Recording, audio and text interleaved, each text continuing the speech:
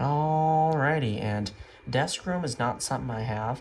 Something I also don't have is a clean iPad, so we're going to get into this video kind of how it is. But here's my device, my iPad, and I want to get into a quick video about just what I got on it and how it's running on iOS 17.2, because I feel like not a lot of people cover the iPads, and I want to get on covering this iPad 8th generation, which I know a ton of people still have, and I kind of want to explain about if it's still worth getting an 8th generation device, or iPad. Quick answer, yes, get this device, and it runs well. But let's just get into the video here. So I want to do a couple tests. I want to do a startup test on this device. So we'll start with turning it off. Wait until that backlight goes out. We got a stopwatch here, in which we will use to test the startup. Let's go over to stopwatch.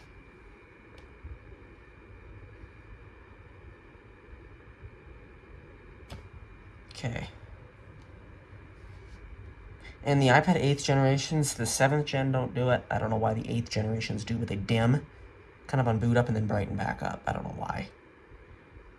None of the other ones do, even the 9th gens.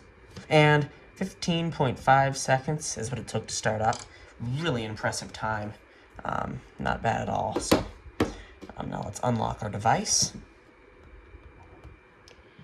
And now that we're in, we've seen a little lag, but that's just standard. I have a lot of widgets. So let's get into kind of what's on it and how it's running with the stuff that's on it. As you can see here, the widgets update pretty quick. I just force restarted it, so it didn't have time to. But here's my widgets. So I have a bunch of weather ones. Really, that's all I need is weather widgets. I have a battery widget right here.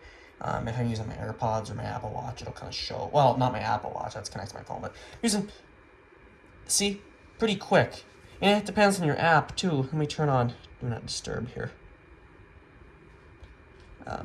But it depends on your apps, but for this app, just great. It loads right up. This device is so fast. It's just been amazing on iOS 17.2. It's just impressive. So if we just lock it, unlock it, swipe up, Touch ID, it's kind of awkward, but you know, I even like how it has the depth effect on the time, as you can see there, perfect example. Pretty great. But quick Touch ID, it actually unlocked, you just couldn't see. Touch the whole ID sensor, it opens right up on an iPad, so it's pretty impressive. App library is quick to open. You can even access it from down here. Really nice, quick, and easy access to the app library. It could not work better. I could not have a better device. Opening weather apps is just extremely fast, and it will load up your location right away. You can quickly view your temperature data here with absolutely no lag at all. This is always something I test on every device, is the weather app. Do it on your own phone. If it lags, your device is not up to, should not be running the software, because that kind of tells you. There is a wind map here. So there's many maps that you can get on this device. So on the 8th gens, it'll open up this little thing. You can enlarge that menu. Go to your map type. You got wind, air quality, temperature, and precipitation. We'll do a wind map, and it kind of shows in a great detail the wind, kind of how it circles around. That's interesting. It has not worked that good on my phone. Guys, on my iPhone 14, it doesn't work this good. It always sits there loading. I'm telling you, these are still good iPads, and that proves it right there. But it shows you the wind map for like kind of hourly. I can hit play there. Oh, it's just showing you through the time how the wind's moving. So at our location there, it's kind of zipping through. So yeah, that is actually pretty cool. And you got air quality. That map loads right up. Temperature, that map loads right up. This thing's faster than my phone right now. And they're running the same, faster than my phone. I'm not kidding you. That is impressive. But you see, just really quick, smooth. It's been better on iOS 17 than any version of iOS 16 so far. So if you're not updated to iOS 17.2, I do recommend you do that. Update to iOS 17.2. Here on the Weather Channel app, let's see how long it takes to launch that. Just apps, third-party apps. I'll make sure it doesn't show any addresses here. Okay, boom, right up on the device. I mean, pretty much right as I moved it off the screen, it opened. So, I mean, I can go to the hourly thing here and opens right up. So, it's an impressive device. And yes, it's an iPad, but you might not use all these things, but it's still beyond an impressive device. It's for how Apple keeps their devices supported is just something else. As you can see here in the dock, I have so many apps. I have actually the max amount of apps, I think. Let's try and drag one in. Nope. Nope, just goes onto the home screen there, so we can remove it from the home screen. And I just say everything's full on this iPad, and it responds quick. So you can see here my widgets consist of mostly different weather, sunrise, different weather widgets, 2 different weather apps, a battery widget. You know, you got your normal news crap in here. I don't really screw with this section. So yeah, you got kind of stuff in there, but I don't really use that section, like I said, but it's really fast. Now let's take a look at some of the things in the settings here. If we take a look at our about, here, it's running iOS 17.2, so if I click the version on that, it is 21C502.9G, which is our version on iPadOS 17.2. I do not know if I'm actually up to date. Let me check. Yeah, I am. I'm pretty good at keeping this device updated, but yeah, it's up to date, and it's running amazing. So if you haven't installed iOS 17.2 yet, please do it. I mean, watch other videos. This is my device, but my iPad seems to outperform my phone sometimes. My phone's been having a bug, bad, where I'll shut it off. My 14, I'll shut it off and it won't turn back on. I have to force restart it. But my iPad is running so grand on this software.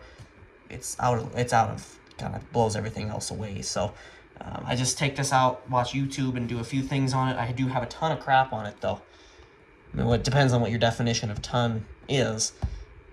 But, I mean, I have a lot of stuff on it. And a lot of the things I do have on it, I have a lot of storage used. And it's 128 gigabytes. I only got 30 gigabytes left on it. So, I mean, it's full. It's got a lot of info.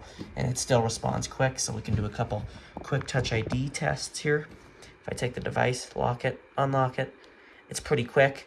You can't remove your finger like on the phones.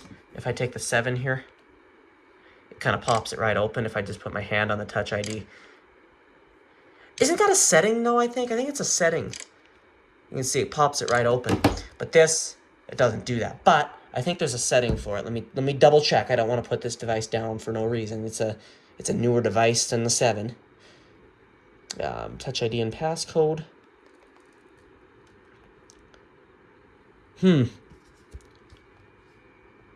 Rest for like, it's like an accessibility or something. Home button. Yeah, there it is. Boom. I was about to put this device down for no reason. Rest finger to open. Oh, still doesn't do it. You gotta hold it on there for a second with this. But here's what I'm trying to get at here. Rest finger to open is like, it'll open it from a lock, like that. The 7, though, has a newer home button kind of technology than does the iPad 8, because they didn't put that in there. So the 7, which is the example here, you can click it. I mean, if you don't do it that fast, you just kind of click it. It'll pop the device open. Where on this, it doesn't. That's because it doesn't have the...